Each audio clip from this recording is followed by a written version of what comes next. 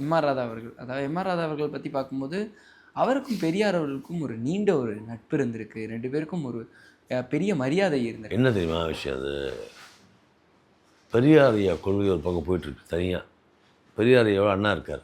அவர் தான் தளபதினுவாங்க தீக்கால. எங்கள் தாத்தா நாடகம் நடத்துகிற கருத்தெல்லாம் இந்த கருத்து. அவர் காப்பியும் அடிக்கல, பெரியார் யாருன்னே தெரியாது, அண்ணா யாருன்னு தெரியாது. அதாக ஆனால் இவரோட மைண்டில் பட்டது நாடகம் போயிட்டே இருக்குது.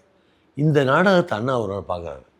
நம்மளுடைய கொள்கையும் இவரோட கொள்கையும் ஒத்துப்போகுது.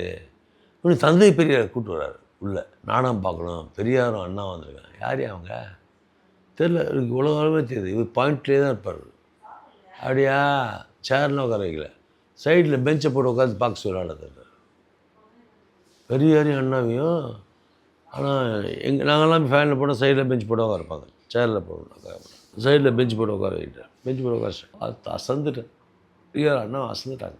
அசந்துட்டப்ப அண்ணா சொன்னார், எங்களுடைய 100 மாநாடும் சரி, எம்.ஆர். ராதா அண்ணனின் ஒரு நாடகமும் சரின்ட்டு. அது கல்வெட்டில் வச்சுருக்கோம் திருச்சியில். இப்போ விற்றுட்டோம்.